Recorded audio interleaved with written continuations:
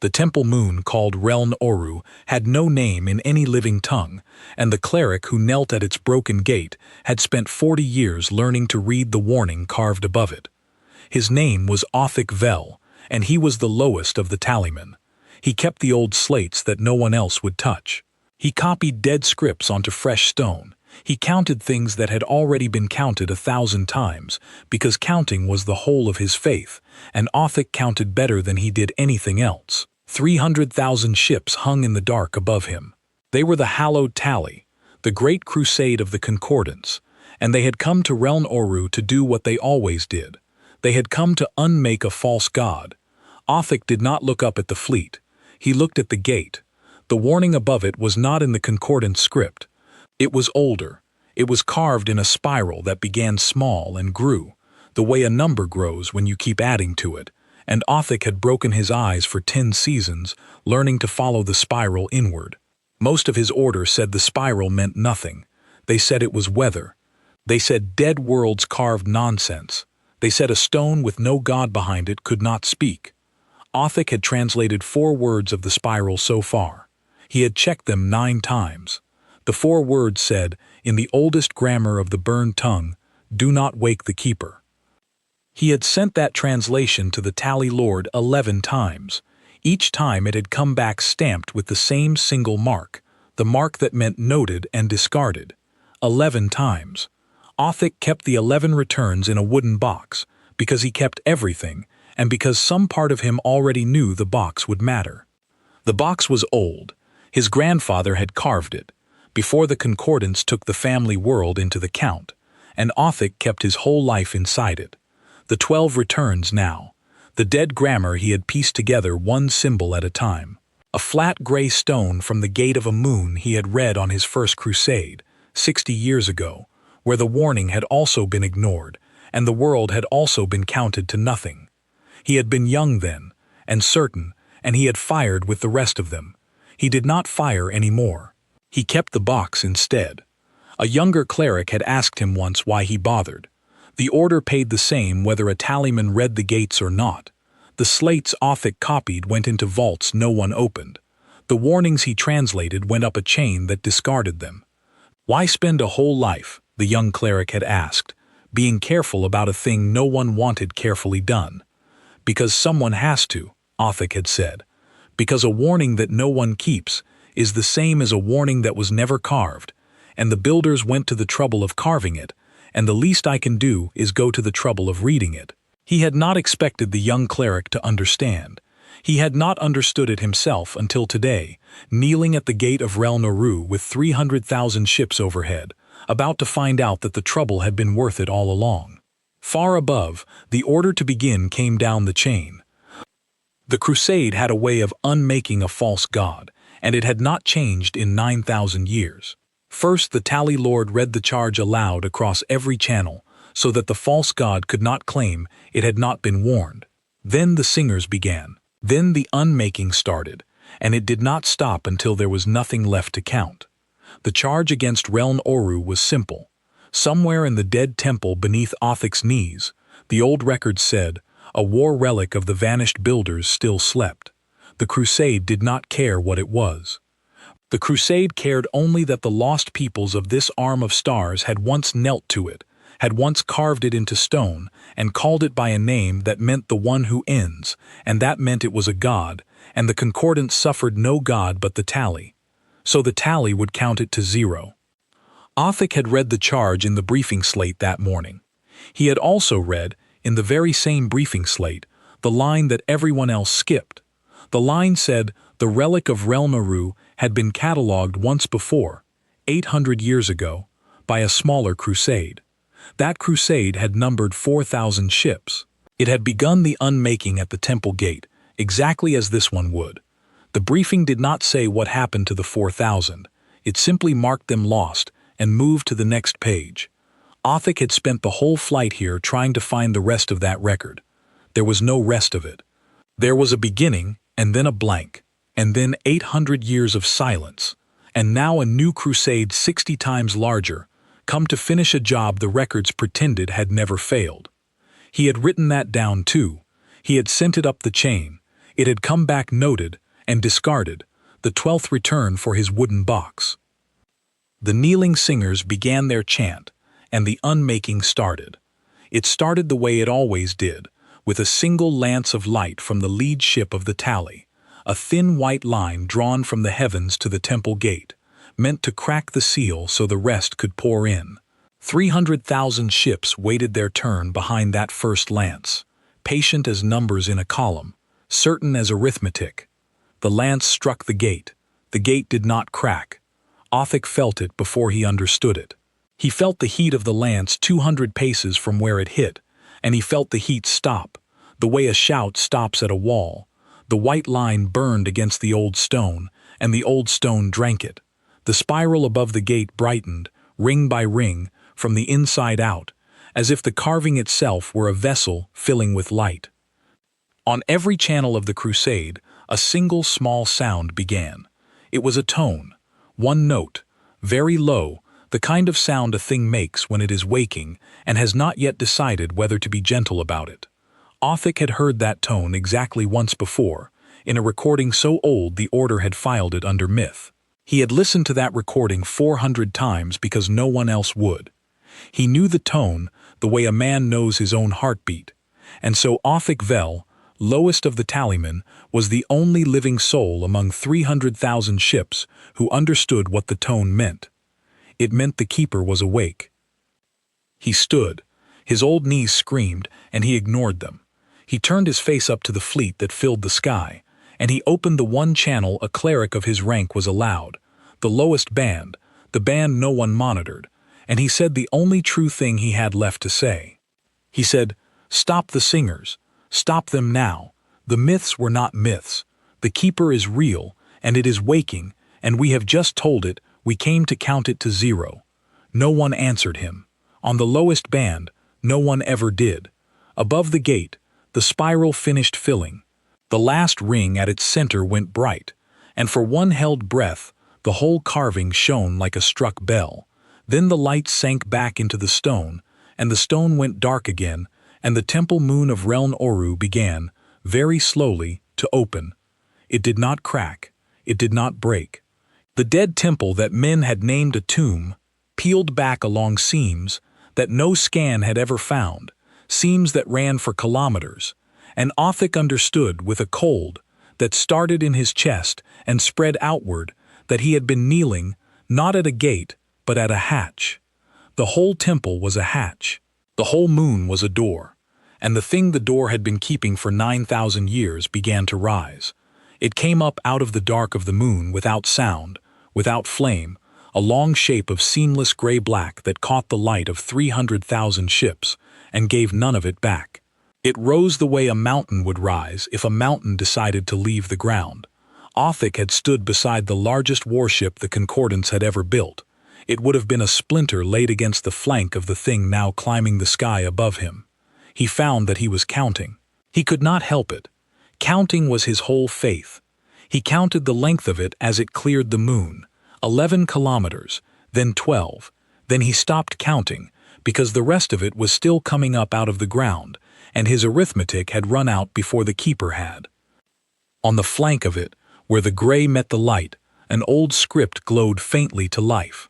It was not concordance script.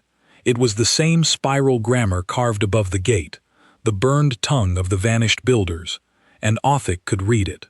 He had broken his eyes for 10 seasons to be able to read it, and on this one day, out of 300,000 ships, only he could.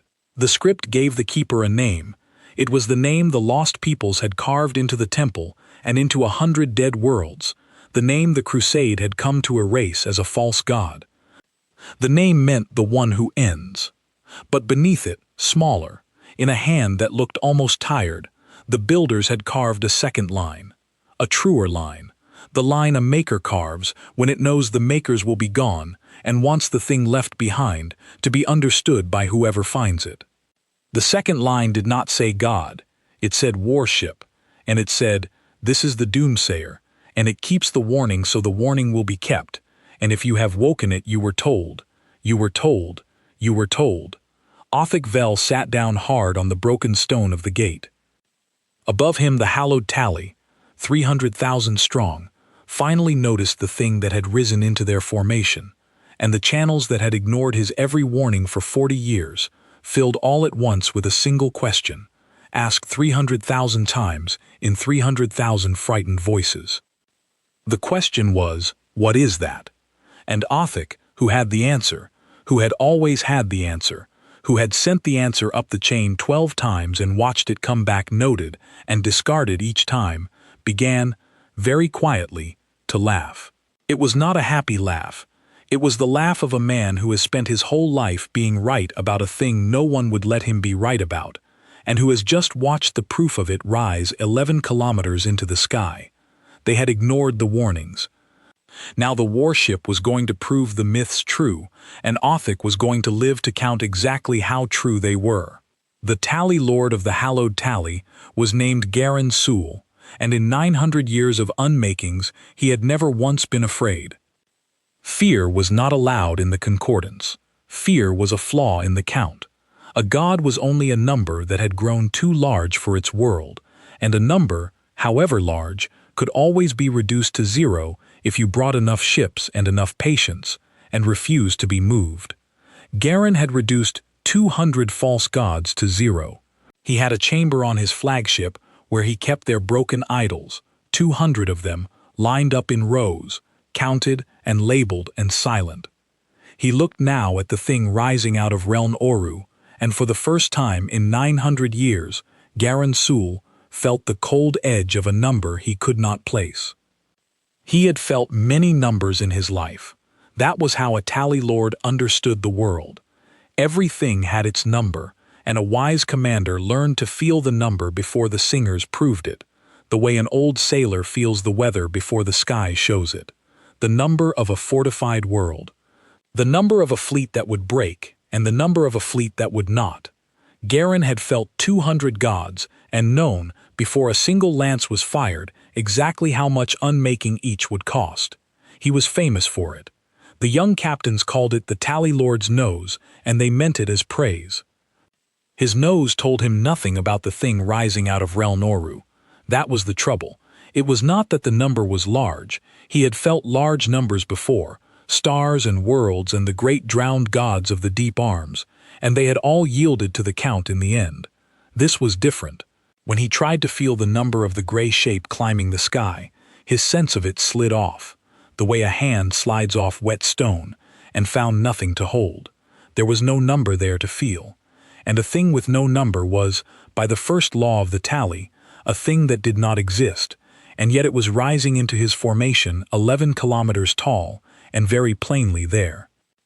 His second officer, an old hullmaster named Drevik, who had stood beside Garin through 90 unmakings, spoke quietly at his shoulder. Drevik said, "Tally Lord, the cleric on the lowest band is still calling, the one who sent the warnings.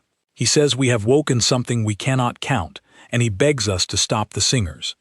Garin did not turn from the rising shape. He said, "The lowest band is for clerks and counters of dust. If the thing cannot be counted, the singers will find the reason and correct it. Everything can be counted, Drevik. That is the first law, and the first law has held for 9,000 years. Open fire." He did the thing he always did. He gave an order. The order was for the lead 3,000 ships to fire.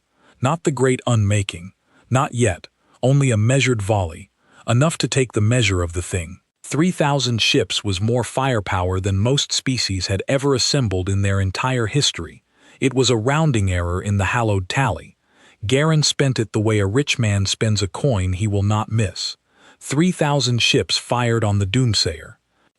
Othic, on the broken gate 200 kilometers below, saw the sky fill with light. He saw 3,000 lances converge on the rising gray shape, and he flinched, and he covered his old eyes, and he waited for the warship to die the way every target of the tally had died for 9,000 years. When he lowered his hands, the doomsayer was still rising. It had not slowed. It had not turned. The 3,000 lances had struck it and gone out against its flank like sparks against a stone wall, and where they had struck, the gray-black hull was not even marked. On the channels above, Garin Sul waited for the damage report. The report came back from his gunnery officers, and it was the strangest report he had received in 9 centuries.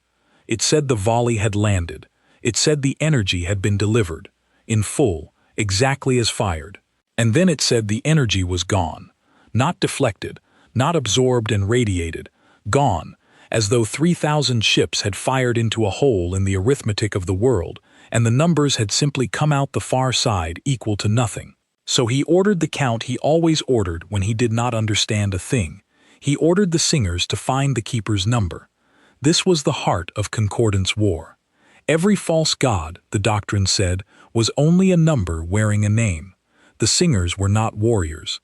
They were counters, the finest counters the tally had, and their work was to measure a thing so completely that they found the single number that described it, its mass and its make and its limit, and once they had that number, they knew exactly how much unmaking it would take to bring it to 0. The singers had never failed to find a number. A thing that existed could be counted.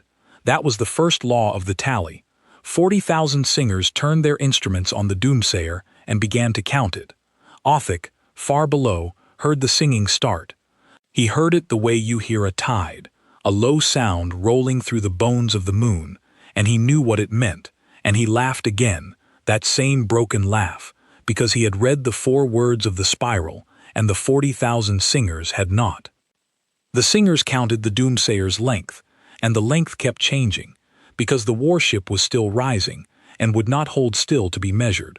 The singers counted its mass, and the number they got was so large their instruments rejected it as an error and asked to be recalibrated. The singers counted its surface, every seam and panel, looking for the joints where a hull is weak, and they found no joints, because the doomsayer had no joints. It was grown, not built. It was a single seamless piece, 11,000 years old, that the lost builders had pulled whole out of some forge the Concordance could not imagine, and you cannot find the weak point in a thing that has no parts. And then the singers tried to count the one number that mattered, the number at the center of every false god, the limit, the point past which it would break. The doomsayer did not have one. The lead singer reported this to Garin Sewell in a voice that had begun, very slightly, to shake. The lead singer was 900 years old and had counted 200 gods to 0 and had never once heard her own voice shake, and she hated it, and she could not stop it. She said, "Tally Lord, the thing has no limit number. Every god has a limit. This one does not. I have counted it 9 times. It does not have a place where it ends." Garin said the thing a tally lord is required to say. He said, "Everything ends. Count again." So she counted again, and while she counted, far below on the broken gate, Othic Vel was reading the spiral one more time, and finding, at its very center, a symbol he had never been able to make sense of in 10 seasons of trying. It was a single mark, small, set at the heart of the spiral where the rings stopped growing, and Othic had always assumed it was the place where the carving simply ended, the way a thread ends in a knot. He looked at it now with the warship rising into the sky above him, and he understood, all at once, that it was not the end of the spiral. It was the answer to it. The spiral asked a question, ring by ring, growing outward, and the symbol at the center was the answer, and the answer was the burned tongue symbol for without end.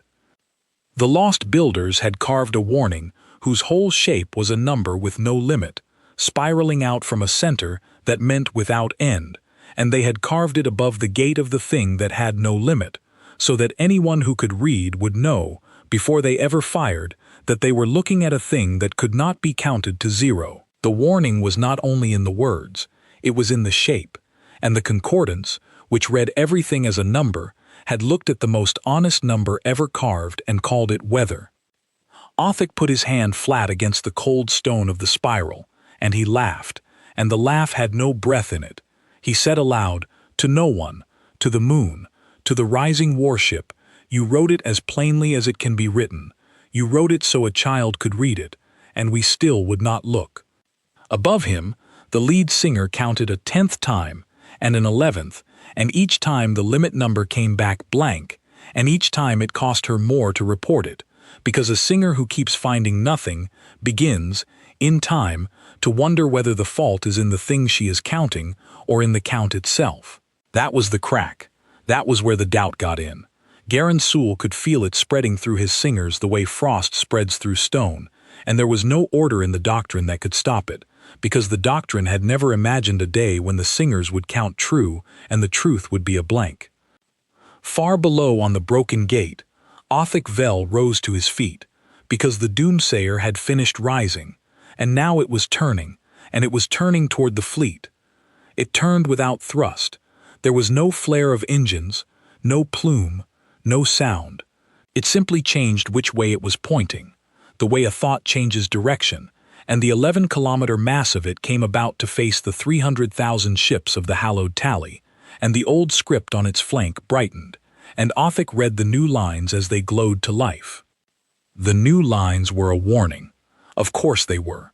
The builders had named it the Warning Keeper, and a Warning Keeper's first act, before any other act, is to give the warning.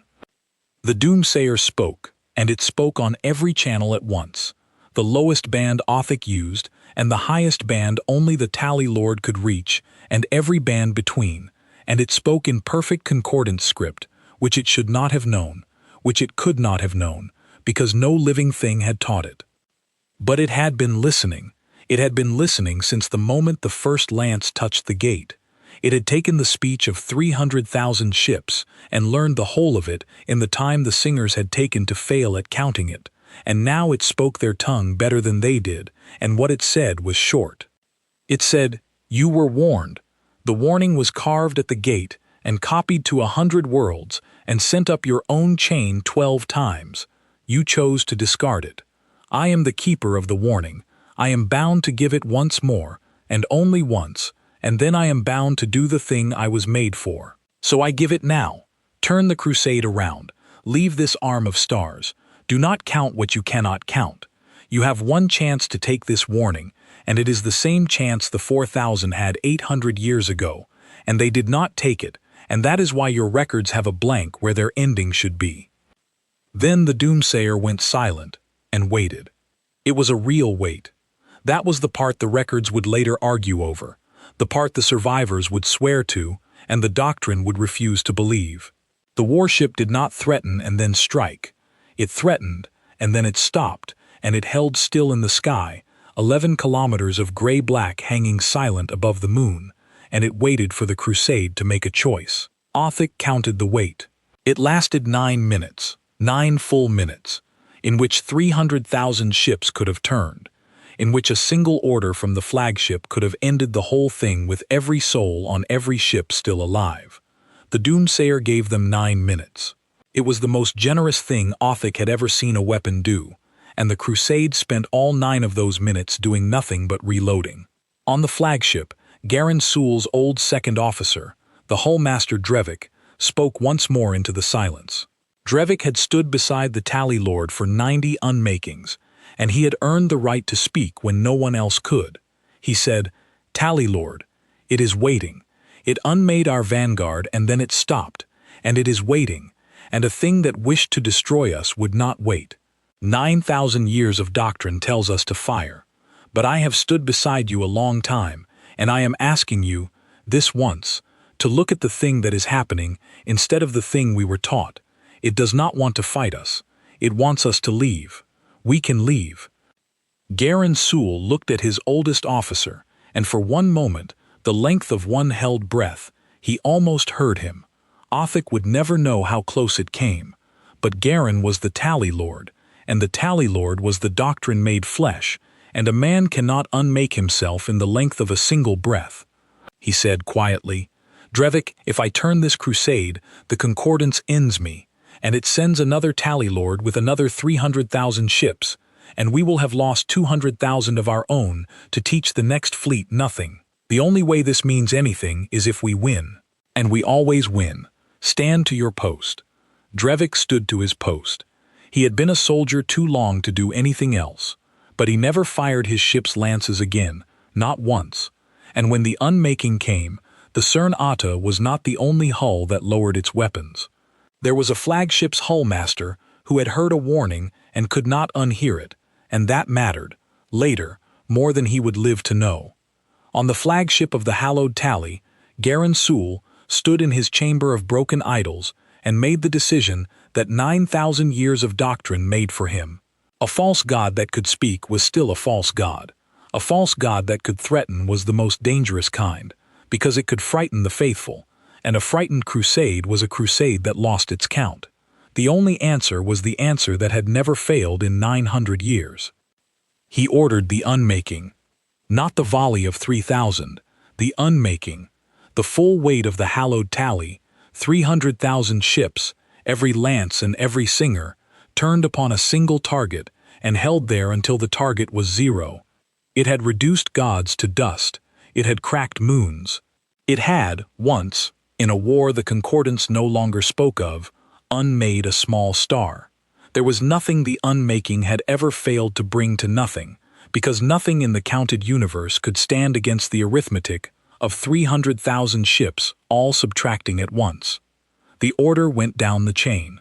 Othic heard it on the lowest band, the same band he had used to beg them to stop, and he understood that the begging was over now, that the warning had been given and refused for the 13th and final time, and that the thing he had spent his life trying to prevent was about to happen. He did not run. There was nowhere to run on a moon that was also a door. He climbed instead up the broken stones of the gate to the highest point he could reach, because if the myths were about to become true in front of his eyes, Othic Vel intended to count every part of it, and he intended to be the one who carried the count home. The unmaking began. 300,000 ships fired as one. The sky above Reln Oru turned to a single sheet of white. The light of it was so great that the temple moon cast no shadow, because there was no direction the light did not come from. The whole of the hallowed tally poured its 9,000-year weight onto the doomsayer in one sustained, unending pulse. And Othic, shielding his ruined eyes, thought, even now there is no warship that can stand in that. The white held for 9 seconds. In the 10th second, it began to bend. Othic saw it and did not believe it. The sheet of white light, the combined unmaking of 300,000 ships, the most destructive single act in the history of the concordance, began to curve. It curved toward the doomsayer the way water curves toward a drain. The lances were no longer striking the warship. The warship was taking them. It was gathering the unmaking out of the sky, pulling 300,000 streams of fire into itself. And where they entered the gray-black hull, they did not scar it, and they did not stop. They went in, and they did not come out, exactly as the first 3,000 had, exactly as the report had said, gone into a hole in the arithmetic of the world, and come out the far side equal to nothing. The singers screamed their numbers up the chain. The numbers made no sense. The doomsayer was absorbing the entire unmaking, and its limit number was still blank, still empty, still refusing to exist. And now the singers understood with a horror that broke their 900-year calm what the blank meant. It did not mean they had failed to find the limit. It meant there was no limit to find. For 30 seconds the hallowed tally poured everything it had into the doomsayer, and for 30 seconds the doomsayer drank it without flinching, without dimming, without so much as turning aside. And then, at the 31st second, the warship did the thing that the 4,000 had seen 800 years ago, the thing that the records had a blank where it should be, the thing that Othic Vel had spent 40 years trying to warn them about. It gave the unmaking back, not all at once. The doomsayer was the keeper of warnings, and even now, even after 13 refusals, it gave the warning first. From a single point on its flank, a thin line of gray light reached out across 2,000 kilometers and touched the lead ship of the hallowed tally, the great vanguard dreadnought that had drawn the first lance, and that ship, which had cracked moons, which had stood at the front of 200 unmakings, simply stopped being a ship. It did not explode. It did not burn. The gray line touched it, and it came apart into its numbers. Every panel and every soul and every coin of energy it had ever held, unmade back into the arithmetic it was built from. And then the numbers were gone, subtracted out of the counted world, and where the vanguard had hung there was only the dark and a single fading point of gray. One ship out of 300,000. A warning, paid in the only language the tally understood. And the doomsayer spoke again, on every channel, in their own perfect tongue, and it said only this. It said, "That was the first. I can give back everything you gave me, and I have taken everything you have. You were warned at the gate. You were warned on the chain. You are warned now, with one of your own undone in front of you. Turn the crusade around. There will not be a fourth warning." On the flagship, Garen Sewell looked at the place where his vanguard had been, the ship he had commanded from for 90 years before he took the flag, and he felt the number he could not place finally settle into his bones, and the number was fear. But he was the tally lord. He had reduced 200 gods to 0. He could not turn. The doctrine did not have a word for turn, and a leader without the word cannot say it. So Garen Sewell, with 300,000 ships at his back, and one of them already unmade in front of him, gave the order that the 4,000 had given 800 years ago, the order that the records ended on, the last order of every crusade that ever met the doomsayer and refused the warning. He ordered the hallowed tally to close the distance and finish the unmaking at point-blank range, where nothing, the doctrine said, could survive. Far below, on the highest broken stone of the gate, Othic Vel watched 300,000 ships begin to descend toward the warship, and he took out the wooden box where he kept his 12 returns, each one stamped noted and discarded, and he held it against his chest, and he prepared to count the end of the hallowed tally. He realized, no longer afraid. He had been afraid for 40 years, afraid every time a return came back stamped, afraid that he was the only one who saw it, and that being the only one meant he was wrong. He was not wrong. He had never been wrong. The relief of it, here at the end of everything, was so large that it left no room for fear. The myths were true. He had told them. He had told them 12 times, and now the doomsayer was going to tell them once, in the only grammar that the hallowed tally had ever been willing to read. 300,000 ships fell toward the doomsayer, and the doomsayer waited for them, and Othic Vel began to learn which of the myths were true. There were 7 myths about the warship of Reln Oru. Othic knew all 7 by heart, because he had spent his life as the only tallyman who took them seriously. The Order had filed them under fable. They had numbers anyway, because the Order filed everything under a number, and the 7 myths of the doomsayer were filed as Fable 9, parts 1 through 7. Othic had read them 400 times. Now he watched them come true in front of him, and he counted them as they came. The first myth said the warship could not be counted. He had already watched that one come true, watched 40,000 singers fail to find its limit. He marked it true and moved on. The second myth said the warship could not be touched. The Lost Builders had a phrase for it that did not translate cleanly, but the nearest sense was that the doomsayer stood slightly apart from the counted world, the way a reader stands apart from the page, and so the things of the counted world could not lay a hand on it. Othic had thought that one was poetry.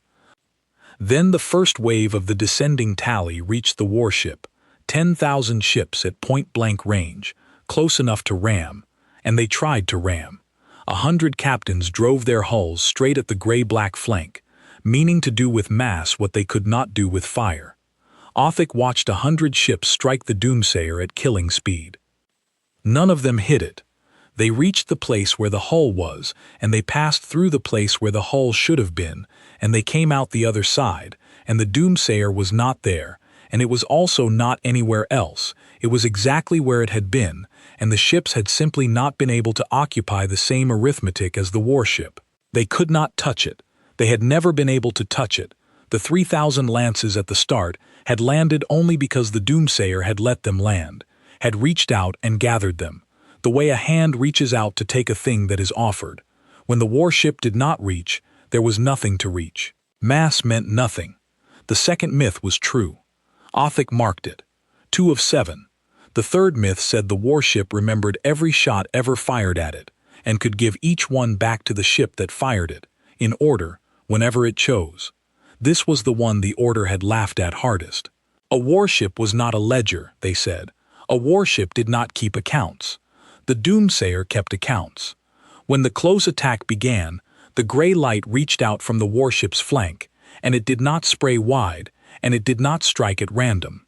It went out in single threads, one thread to one ship, and each thread carried back to its target exactly the energy that target had fired, no more and no less. The ship that had thrown the most into the unmaking received the most back. The ship that had hung at the rear and barely fired received barely anything, a touch, a warning, a chance. The doomsayer was settling its accounts in order, oldest debt first, and it was paying each debt in the precise coin it had been lent. Othic understood then why the builders had called it the Keeper of Warnings and not the Dealer of Death. The doomsayer did not kill. It returned.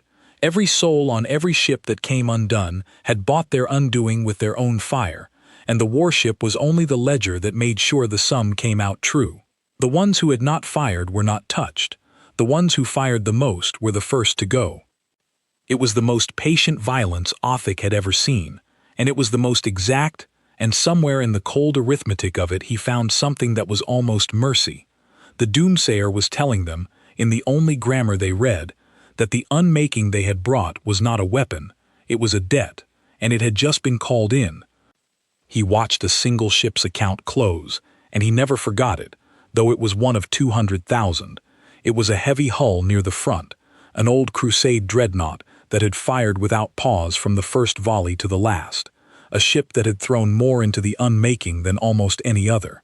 Its account was vast. When the doomsayer's thread found it, the return was not gentle, because the debt was not small, and the thread carried back the whole towering sum of everything that ship had ever fired in 2 hours of fury, and the dreadnought came undone in a single breath, every panel and every soul, unmade back into the numbers it had spent so freely against the warship. And not 3 lengths away from it hung a small conscript hull whose captain had frozen at the first warning and never fired at all, and the thread of gray light flowed past that small hull without touching it, close enough that its crew could have reached out and put a hand in the light, and they lived. They lived because they owed nothing. Othic understood, watching those 2 ships, the whole of what the doomsayer was. It was not stronger than the dreadnought, because it was crueler. It was not kinder to the conscript hull because it was soft. It was only true. It returned exactly what it was given, to exactly the one who gave it, and the difference between dying and living at the gate of Reln Oru was nothing but the difference between firing and not firing, which had always been a choice, which was still a choice, which the warship had announced as a choice 13 separate times. The cruelty, if there was cruelty, belonged entirely to the ones who chose to keep firing after being shown, plainly, in gray light, what firing cost. He marked the 3rd myth true, 3 of 7. On the flagship, Garen Sewell watched 10,000 of his ships come undone in 11 minutes and did not order a retreat, because the doctrine had no word for it, and a tally lord who reaches for a word that does not exist finds his hand closing on nothing. He ordered instead the thing the doctrine did have a word for. He ordered the singers to stop counting the warship and start counting the moon. This was an old crusade trick, and a cruel one. If you could not unmake the god, you unmade the world it stood upon. You took away the ground. The singers turned from the doomsayer, which had defeated them, to the temple moon of Reln Oru, which had not, and they began to count Reln Oru's number, the limit at which a moon comes apart, and that number they found at once, because a moon is only a moon and has a limit like all small things. Othic, on the broken gate, felt the singing change direction and turn toward the stone beneath his feet, and he understood that the crusade meant to break the moon under the warship, and that he was standing on it. He did not move. He had decided, somewhere in the last hour, that he was going to see this through to the count of 7, and a man cannot count from a place he has run away to. He held his wooden box, and he watched the singers find the moon's number, and he waited to be unmade along with the ground. It was a strange thing, he thought, to stand on a world that was about to be broken and feel no fear of it. He had felt fear all his life. He had feared the returns when they came back stamped. He had feared that he was alone in his reading, and that being alone meant being wrong, because the order taught that truth was a thing the many agreed upon, and a thing one cleric saw by himself was only a fancy. He had carried that fear up every chain, into every vault, through 40 years of slates no one would touch.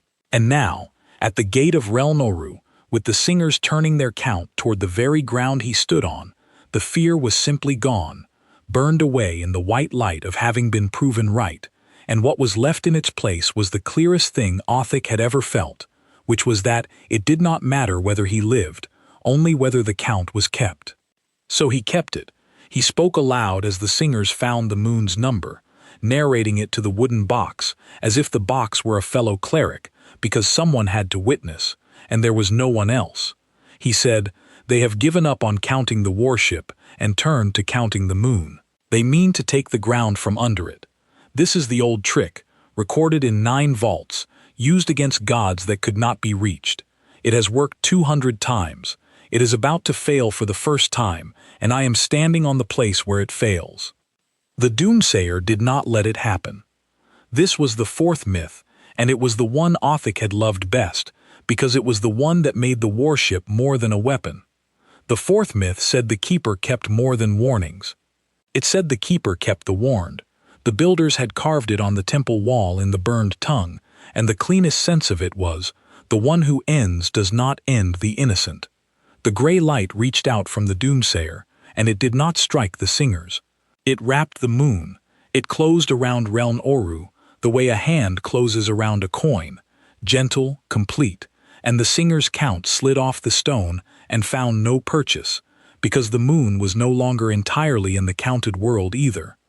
The doomsayer had taken Reln Oru slightly apart, the same half-step it stood apart itself, and now the moon could not be counted to 0 any more than the warship could. Othic felt the change as a kind of stillness, a sense that the ground beneath him had stopped being able to be hurt.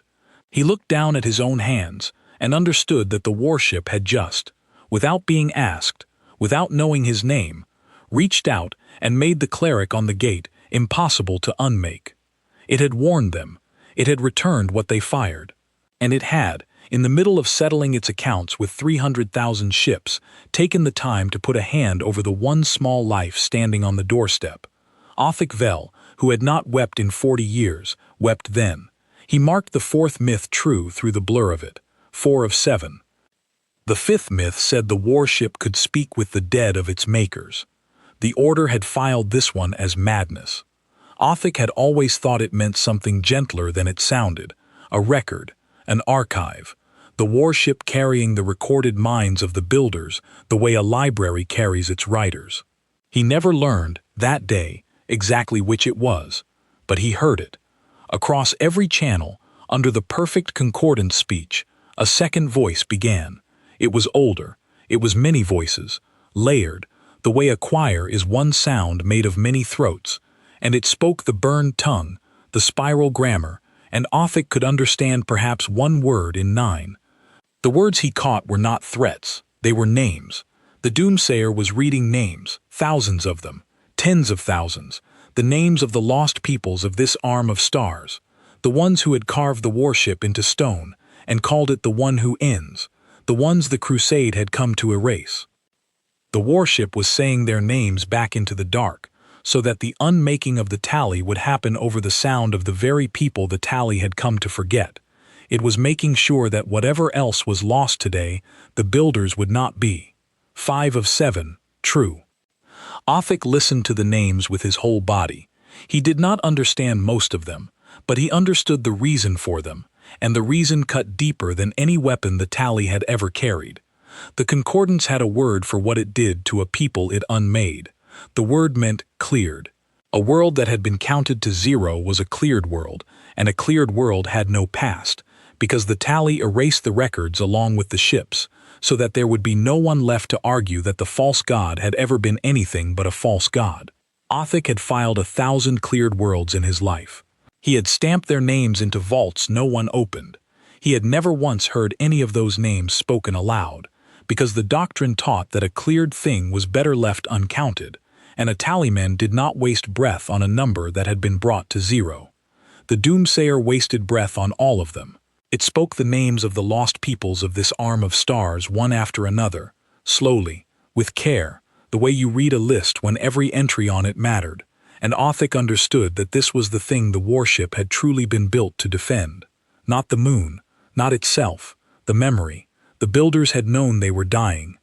They had known the tally, or something like the tally, would come one day and try to clear them, and so they had built a keeper, and the first thing the keeper kept was not a weapon but a roll of the dead, carried for 11,000 years, so that on the day someone finally came to erase them, the warship could stand in the sky and say, "Here are their names.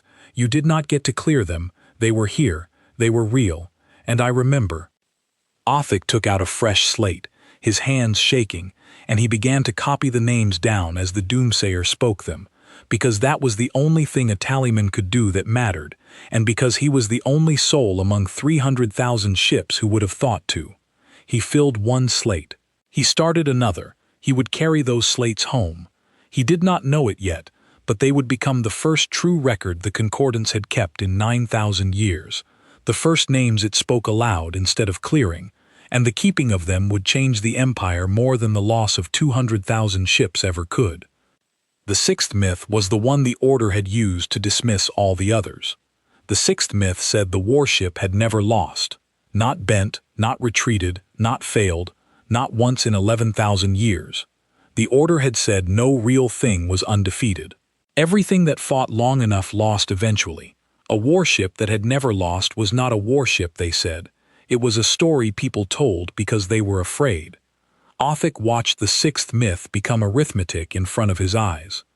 He watched the hallowed tally, the largest crusade the Concordance had ever assembled, 300,000 strong, throw 9,000 years of doctrine at the doomsayer, and he watched the doomsayer not lose. Not a single panel marked, not a single second of hesitation, not one step backward. The warship had absorbed the full unmaking of 300,000 ships and was now returning it, ship by ship, debt by debt, and it had never once been in any danger at all, because there was no limit number, because it could not be touched, because it stood half a step outside the world that the tally knew how to break. 6 of 7, true. Othic's hand was shaking too hard to write, so he stopped writing and simply counted aloud, alone on the broken gate, to no one, because someone had to. The seventh myth he did not yet understand. The seventh myth was the strangest, and the Order had not even bothered to file it under Fable, because they could not agree on what it said. The spiral grammar at the end of Fable 9 broke down into a single phrase that Othic had never been able to translate cleanly. 10 seasons of broken eyes, and he had only ever managed 3 of its words. The 3 words were, "It will choose." He did not know yet what the seventh myth meant, but he could feel it coming, the way you feel a tide turn, and he held his wooden box and his ruined eyes, and he watched the doomsayer settle the last of its accounts with the first wave of the hallowed tally, and he waited to learn what the warship would choose, because the choosing, whatever it was the only part of this that had not yet been decided. Above him, Garen Sewell gave another order, and each one came back as ash, and the tally lord of the hallowed tally began, at last, to understand that he was not fighting a god. A god could be counted to 0. A god had a limit. A god was only a number that had grown too large, and the whole 9,000-year strength of the Concordance was built to find that number and subtract it away. The doomsayer was not a god. It was a warning that had been ignored one time too many, and it had come up out of the ground to be heard, and there was no doctrine in the tally, no word, no count, no arithmetic, that knew how to make a warning stop being true. The reckoning of the hallowed tally took 1 hour and 40 minutes, and Othic Vel counted every minute of it. He counted because counting was his faith, but he counted also because he had begun to understand what he was watching, and a man who understands a thing has a duty to be its witness. The doomsayer was not slaughtering the crusade. Othic had seen slaughter. The Concordance had taught him slaughter as a sacrament, 200 gods reduced to broken idols in a chamber on the flagship. This was not that. This was a ledger being balanced, line by line, with a patience that was almost terrible, and Othic counted the lines as they were paid. The first wave, 10,000 ships, was undone in the first 11 minutes, each ship receiving back the fire it had thrown, oldest debt first. The second wave was larger and came in faster, 40,000 ships, and the doomsayer met them the same way, without haste, without anger, threads of gray light reaching out one to a ship, settling accounts in the order the accounts had been opened. Othic noticed something then that he had not noticed before, and he marked it carefully. The ships that fired the heaviest into the warship were undone the soonest. The ships that fired lightly lasted longer, and the ships that did not fire at all were not touched. There were such ships. In a crusade of 300,000, there were always some who hung back, some whose captains hesitated, some who in the long fall toward the warship had heard the doomsayer's warning 13 times and had, against all doctrine, lowered their lances. The threads of gray light flowed past those ships. They flowed around them like a river around a stone. The doomsayer kept its accounts true, and a ship that owed nothing was charged nothing, and so the ones who had refused to fire found themselves, to their own astonishment, still alive in the middle of the unmaking of an armada.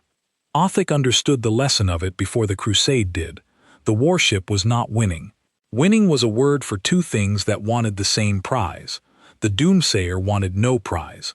It was only making the arithmetic come out true, and the truth it was teaching, written in the only grammar the tally read, was this: what you fire returns to you, and what you withhold spares you, and the choice was always yours, and it was still yours, even now, even here.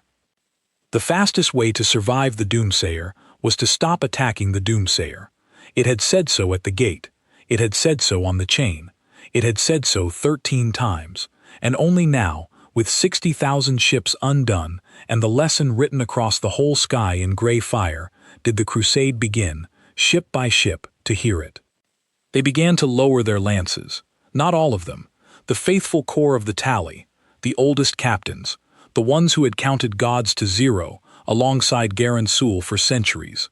Those held their fire and held their course and drove on toward the warship with the certainty of 9,000 years behind them. But the young ships, the conscript hulls, the ones who had joined the crusade because the crusade was the only future their worlds had, those ships heard the lesson and stopped firing, and one by one the threads of gray light passed them by, and one by one they survived. Othic counted the ones who stopped. By the end of the first hour, 40,000 ships had ceased fire and been spared. By the end of the second, it was 100,000. A third of the hallowed tally lowered its lances and lived, and the doomsayer let them live, because they had stopped adding to the debt, and a debt that stops growing can be forgiven. This was the warship proving the seventh myth, though Othic did not yet know it. It will choose. He had thought the choosing belonged to the warship. He was beginning to understand that the warship was handing the choosing to them. The first ship to lower its lances was a conscript hull from a world called Cern Ata, a poor world that had been taken into the count 3 generations back and had sent its young to the Crusades ever since, because the Crusades were the only road off a world with nothing on it. The captain of that ship was young, younger than most, and he had spent the whole fall toward the warship listening to the doomsayer's warning and watching the threads of gray light settle accounts in perfect order. And somewhere in the second hour, he had done the one thing a concordance captain was never trained to do. He had thought for himself.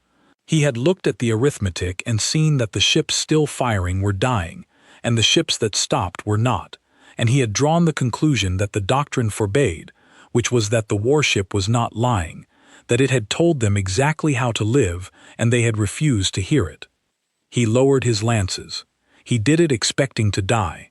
He did it because dying with his lances down felt more honest than dying with them up, and a young man from a poor world is sometimes the only kind of person left who still cares about honest. The thread of gray light that had been reaching toward his ship slowed, and considered, and flowed past, and the conscript hull of Cern Ata lived.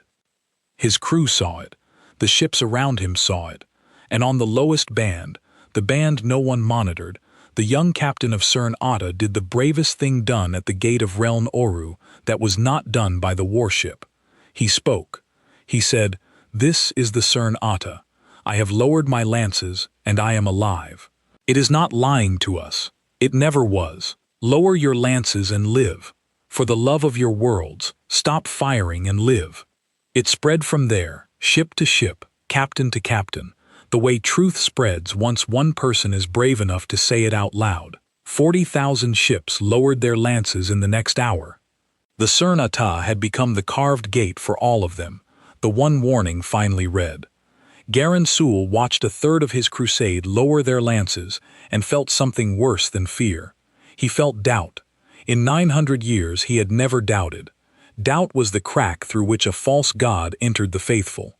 And here was doubt, entering not through some clever lie of the enemy, but through the plain arithmetic of the thing in front of him, which was that the ships who obeyed him were being undone, and the ships who disobeyed him were being spared, and there was no doctrine that could survive that for long. He gave the order anyway. He was the Tally Lord. He ordered the faithful corps, the last 140,000 ships still firing, to converge on the Doomsayer in a single mass and overwhelm it with the whole remaining weight of the crusade at once. No measured volley, no point-blank ram, the entire unmaking delivered in one final pulse, the largest single act of force the Concordance had ever attempted. The faithful obeyed. 140,000 ships fired as one.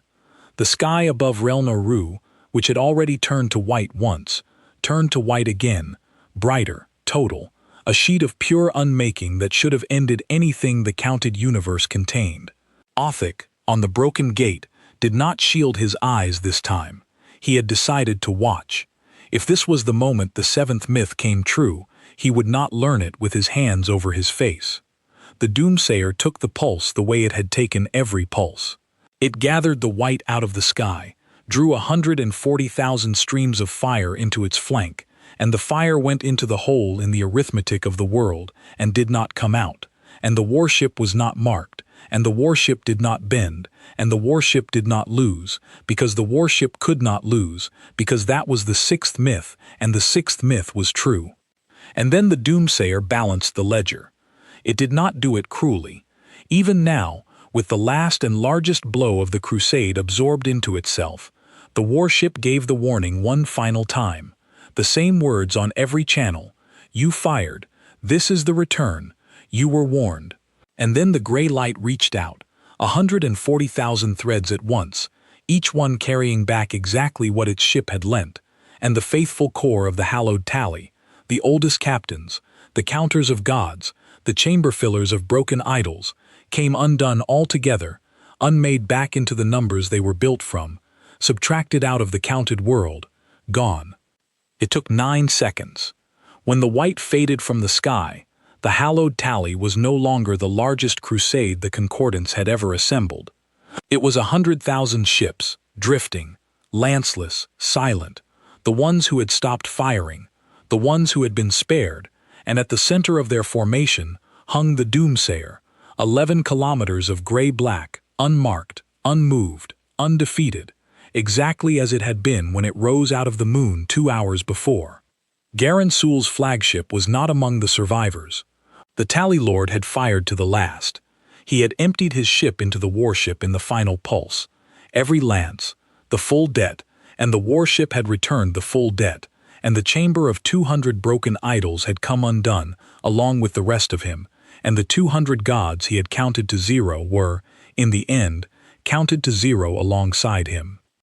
Othic Vel stood alone on the broken gate of a moon that could no longer be hurt, beneath 100,000 ships that no longer fired, in the shadow of a warship that had just proved 6 of 7 myths true, and he found that he was the senior surviving cleric of the hallowed tally. Every tallyman above him had fired. Every tallyman above him was gone. Othic, lowest of the order, keeper of the slates no one would touch, sender of 12 discarded warnings, was now the highest-ranking soul left of the greatest crusade the Concordance had ever launched. He almost laughed again. He was too tired to laugh. He opened the lowest band, the band no one monitored, the band he had begged them to listen to 2 hours and a whole armada ago, and he spoke to the 100,000 ships that remained, and for the first time in 40 years, someone listened. He said, "This is Othic Vel of the Tallyman. I am the senior cleric left alive. There is no one above me. The crusade is ended. I am ending it. Lower whatever you have not already lowered. Do not fire. The thing in front of us is not a false god, and it never was. It is a warning that we carved into 100 worlds and then taught ourselves to ignore. It told us 13 times. I told you 12. We did not listen, and now there are 200,000 of us who will never listen to anything again, and 100,000 of us who are alive only because we stopped. I am asking the rest of you to stop. I am asking the crusade to do the one thing 9,000 years of doctrine never let us do. I am asking us to turn around. The lowest band was silent for a long moment, and then, one by one, the 100,000 surviving ships of the hallowed tally answered Othic Vel, the cleric they had spent 2 hours not dying beside, and what they said, each in their own voice, was the word the doctrine did not have. They said turn. Above them, the Doomsayer's flank brightened one more time, and the old spiral script glowed to life, and Othic, with his broken eyes, read the lines as they came. The warship had been listening. Of course it had been listening. It had listened to 300,000 ships and learned their whole tongue in the time the singers took to fail. It had heard Othic on the lowest band, the band no one monitored, the band the warship had monitored because the warship monitored everything. And the Doomsayer answered the cleric, on the lowest band, in the burned tongue and in perfect concordance both, so that Othic would understand it, and so that the whole crusade would too. It said only this. It said, you were the warning that was carved among them, the one who read the gate, the one who sent the truth up the chain and watched it come back discarded. I felt you at the door when I woke. I put my hand over you before I knew your name, because the one who ends does not end the one who warned. The crusade is turning because of what I did, but it is turning the right way because of what you said. Keep the count. Carry it home. Make sure the next ones who come to this arm of stars find the warning kept, and find a tallyman who will not let it be discarded. Othic Vel sat down on the broken gate, the wooden box of 12 discarded warnings in his lap, and beneath 100,000 ships that had finally heard him, in the shadow of a warship that had spared him before it knew his name, he understood that there was one myth left, the seventh, the one he had never been able to translate. It will choose. He was about to learn what it chose, and he understood, with a certainty that settled into him like the last digit of a long and difficult sum, that whatever the Doomsayer chose, it would be the truest thing he had ever counted. The seventh myth came true at dawn, though there was no sun over Reln Oru, and no morning, only the slow turning of 100,000 ships, and the gray-black warship hanging silent at their center. Othic Vel had spent the night, if it was a night, on the broken gate, because there was nowhere else he wished to be. The 100,000 survivors had drawn back to a respectful distance, and held there, lanceless, waiting, and Othic had become without meaning to the voice between them and the Doomsayer, because he was the only one who could read the spiral script that glowed across the warship's flank, and he was the only one the warship had spoken to by name. They sent him their questions on the lowest band. What does it want? What will it do? Will it follow us home? Will it unmake our worlds? Is it a god after all? And Othic, who had no answers, gave them the only true thing he had, which was the seventh myth and his confession that he had never been able to translate it. It will choose, he told them. That is all the builders carved. It will choose. I have broken my eyes for 10 seasons, and I cannot read the rest. We will learn what it means when it chooses, and not before. So they waited, 100,000 ships and one cleric, to learn what an undefeated warship chooses when it has won, and there is no one left who can make it do anything at all. The Doomsayer had every right to follow the crusade home. Othic knew it. The survivors knew it. The Concordance had launched the hallowed tally to unmake the warship, and the warship had unmade 2/3 of the tally instead, and now the road back to the heart of the Concordance lay open, undefended, the home worlds of a 9,000-year empire with nothing between them and the thing they had failed to kill. The Doomsayer could follow the survivors back through that open road and unmake the Concordance entire, world by world, the way the concordance had unmade 200 gods. It would be just. It would be the ledger balanced to its final line. It would be the cold revenge that every story Othic had ever filed under fable promised the false gods would one day take. And the warship could not be stopped. There was no fleet left that could slow it, no doctrine that could touch it, no number large enough to subtract it. If the doomsayer chose revenge, the concordance would end, and there was not a thing in the counted universe that could prevent it. Othic understood this completely, and he made his choice before the warship made its. He opened the lowest band, and he spoke to the doomsayer, knowing it was listening, knowing it had always been listening. He said, "I will not ask you for mercy. We did not earn it. We came to count you to 0, and we ignored every warning you gave, and 200,000 of us paid for that, and the ledger says the rest of us should pay too. I am a tallyman. I believe in the ledger. If the count says we owe the rest, then we owe it, and I will not lie to you about the sum to save my own people, because you would know I was lying, and because a warning that lies is worse than no warning at all." He paused. His old hands were steady now. He had stopped being afraid 2 hours and an armada ago. He said, "But I will ask you one thing, and it is not mercy, it is only a correction to the count. 100,000 of us stopped firing. We lowered our lances. The ones who go home will be the ones who chose to stop, and they will carry the warning to the others, and they will make sure no crusade ever comes to this arm of stars again, because they will have seen what comes of it. If you unmake us too, the warning dies with us, and the next crusade that does not know better will come anyway in 100 years, and you will have to wake again and do this again. We are not asking to be spared because we deserve it. We are asking to be spared because we are the only warning the concordance will believe. Let us be the carved gate for the next ones. It is the one use a tallyman is good for." The lowest band was silent, and then the doomsayer chose, and the 7th myth came true, and Othic Vel finally learned what the lost builders had carved at the end of Fable 9, the phrase he had broken his eyes trying to read for 10 long seasons. The gray light gathered along the warship's flank, brighter than it had been all night, and the old spiral script bloomed out across 11 kilometers of gray-black hull, the full phrase, the whole of the 7th myth, glowing so bright that even the 100,000 ships at their distance could see it, though they could not read it. Othic read it. He had earned the right to read it. He read it through tears that he did not bother to wipe away, and he spoke it aloud on the lowest band so that the whole surviving crusade would hear what the warship of Reln Oru had been made to do.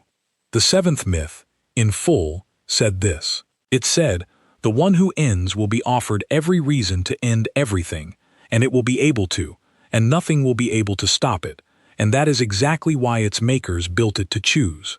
A weapon that cannot choose is only a falling stone. We did not build a stone. We built a keeper, and a keeper's last and hardest work is to stand at the moment when it could unmake the world that wronged it, and to put the weapon down. So we carved the warning, and we carved the return, and we carved the spared, and at the end we carved the choosing, because the choosing is the whole point. It will win every battle, and then it will choose not to win the war. That is the myth. That is the truth wearing the myth. The deadliest thing the builders ever made was made, in the end, to refuse to be used. The doomsayer chose not to follow the crusade home. It said so on every band, in the burned tongue and in perfect concordance, so that the survivors would understand it, and so that they would carry it true.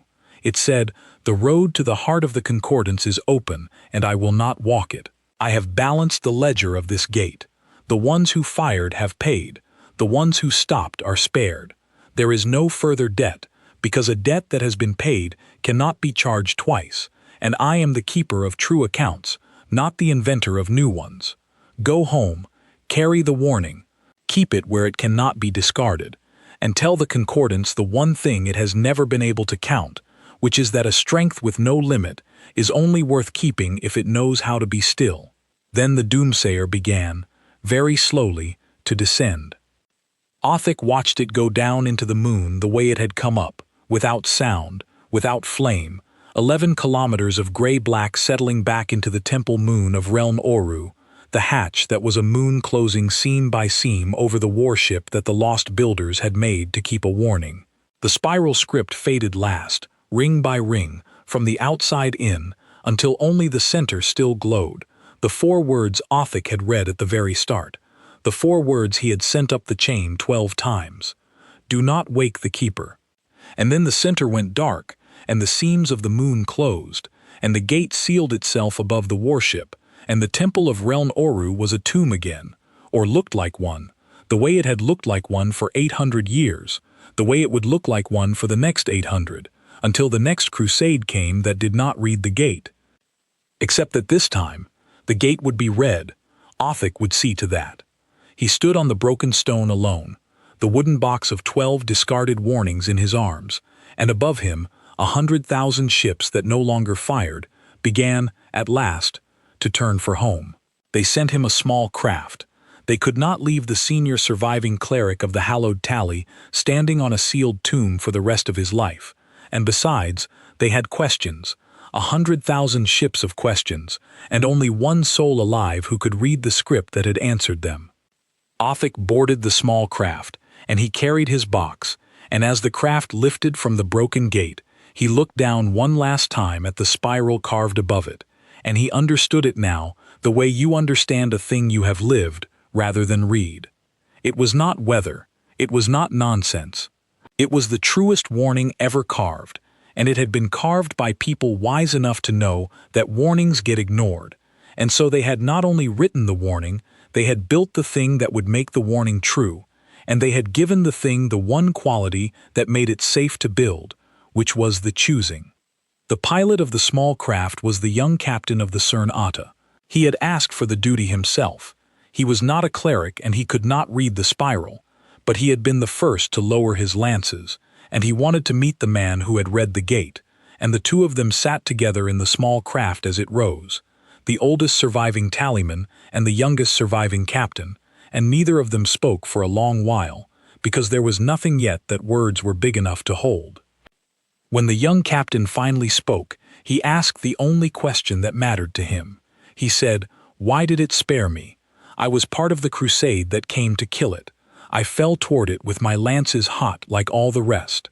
Why does a thing that powerful bother to keep the account so carefully that it spares one poor hull from a poor world that should never have been there at all?" Othic thought about it for a long time, because the young captain deserved a true answer and not a comfortable one. Then he said, because it was made by people who knew that the worst thing a strong hand can do is stop caring about the small differences. The concordance stopped caring. To the tally you were a number in a column, and the column fired, and so you fired. The builders of that warship cared about the difference between the hull that fired and the hull that did not, even when the difference was one ship in 300,000, even in the middle of the worst hour of its 11,000 years. That is the whole secret of it. That is the only thing that makes a thing with no limit safe to leave alive. Not that it is weak, that it never once stops counting the small differences between you and the ship beside you. It spared you because you were worth the trouble of being told apart. Remember that you were worth the trouble. Spend the rest of your life being worth it. The young captain of the Cern Atta never forgot what the old cleric told him in the small craft, and years later, when he commanded a hull of his own and stood at the front of the new fleets that did not fire, he taught it to his own crews, and they taught it to theirs, and so the lesson of the gate spread further than Othic ever knew. The journey home took 4 months, and Othic spent all 4 of them counting. He counted the dead, 200,000 ships of the hallowed tally, undone at the gate of Reln Oru, every one of them a debt they had opened themselves, every one of them warned 13 times by the warship and 12 times by Othic, and ignored every time. He counted them not to mourn them, though he did mourn them, but because someone had to keep the true account, and he was the only tallyman left who would not discard it. He counted the living, 100,000 ships, spared because they stopped, carrying home the only warning the concordance would believe, because it was carved not in stone, but in their own survival. And he counted the myths, 7 of 7, every one of them true. He wrote them out clean, in the burned tongue and in plain concordance both, and he made 1,000 copies, and he sent them ahead of the fleet on every band, so that by the time the survivors reached the heart of the concordance, the whole empire would already know what had happened at Reln Oru, and no tally lord would be able to stamp it noted and discarded ever again. The concordance did not take it well. An empire built on the doctrine that every god is only a number to be subtracted does not easily learn that there is a thing in the dark that cannot be counted and chose, of its own will, not to end them. There were those who called Othic a heretic. There were those who called him a coward. There were those who said the Doomsayer should have been fought harder, longer, with more ships, as if more ships had ever been the problem, as if the lesson of Reln Oru had been about numbers at all. But there were also those who listened.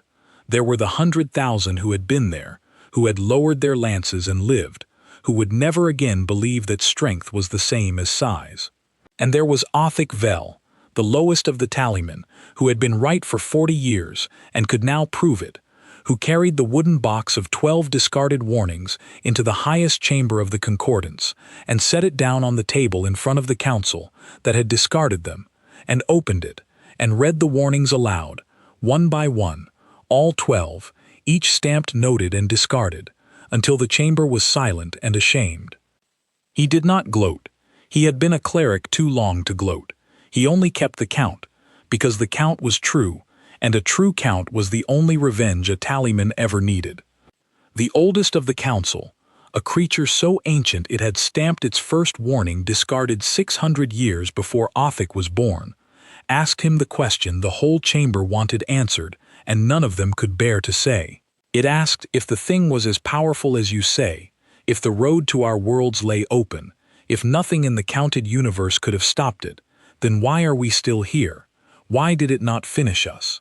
Tell us the reason, cleric, because a thing that's strong does not spare its enemy, and if you cannot explain why it spared us, then we cannot believe a word of the rest. Othic stood in the highest chamber of a 9,000-year empire and gave the council the answer he had carried 4 months across the dark to deliver. He said, "You are still here because it was stronger than you, and a thing that is truly stronger has no need to prove it twice. We unmade 200 gods because we were afraid they were stronger than us, and fear that has to keep proving itself is not strength, it is only fear with ships. The Doomsayer was never afraid of us. It could not be.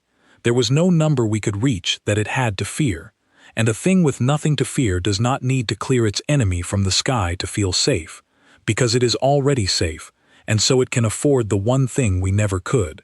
It can afford to let you live.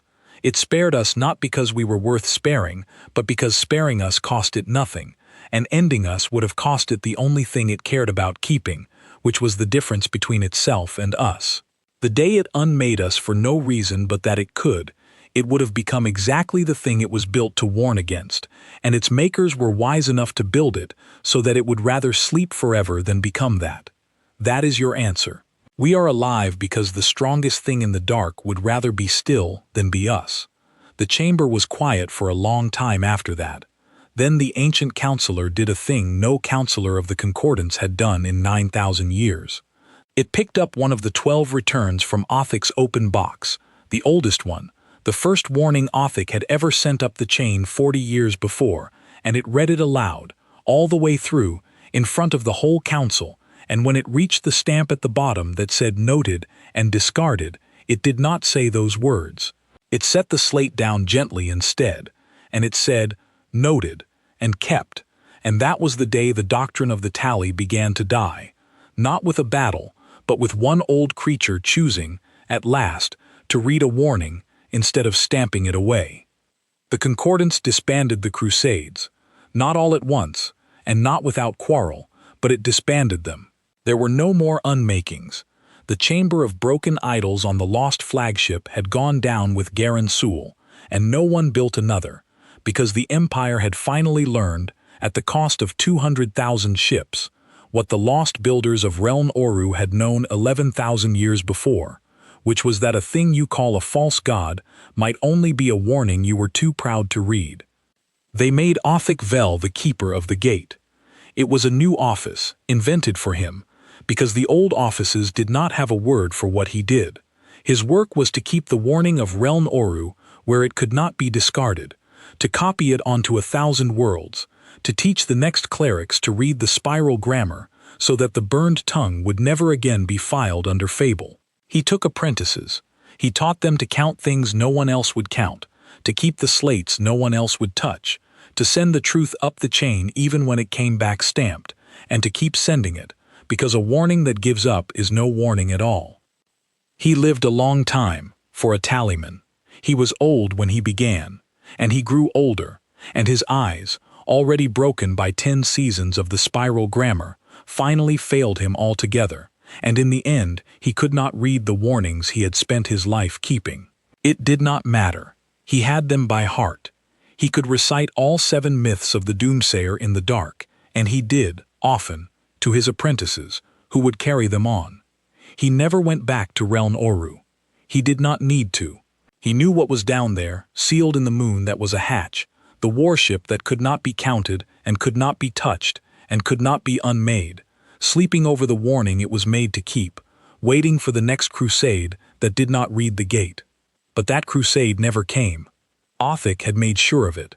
He had carved the warning so deep into the concordance that no one would ever again ignore it, and so the doomsayer slept on, undisturbed, the deadliest thing in that arm of stars, kept asleep not by force but by a warning finally heard, which was, Othic came to believe, exactly what the builders had wanted all along.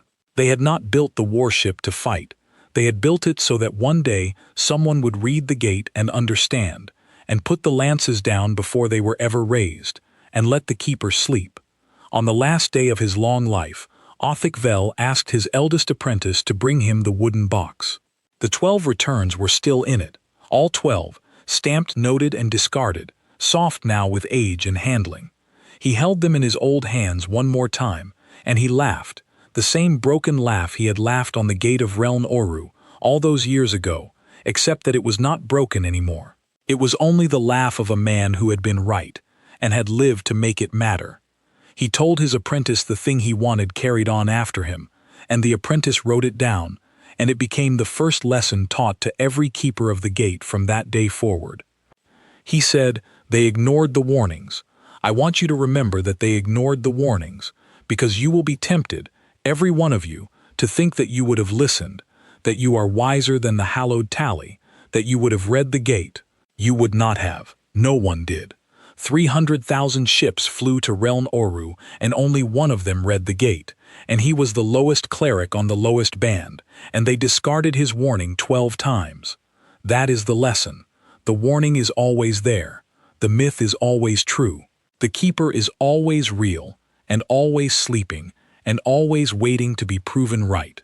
And the only thing that stands between a people and the proving of it is whether they will read the gate before they fire, or after." He closed the box. He closed his blind eyes. And the lowest of the tallymen, the keeper of the gate, the one warning that had been carved among 300,000 and ignored, died quietly and content, having spent his whole life being right about a thing no one would let him be right about, and having lived, in the end, to make the whole of the concordance right along with him. Far away, in an arm of stars, where a temple moon held its breath over an 11-kilometer warship, the doomsayer slept on, undefeated, unbroken, having proved all 7 of its myths true and then chosen, of its own free will, not to prove the 8th, the one no one had ever dared to carve, the one that asked what such a thing would do if it ever decided it was tired of being still. It never decided that. The builders had built it better than that, and so the warning was kept. The gate was read, the keeper slept, and the myths of Reln Oru passed from fable into history into law, until there was no one left in that arm of stars who would ever again fly to a sealed moon, read "Do not wake the keeper" carved above its gate, and choose to fire anyway. They had ignored the warnings once. The warship had proved the myths true, and after that, forever after, they listened.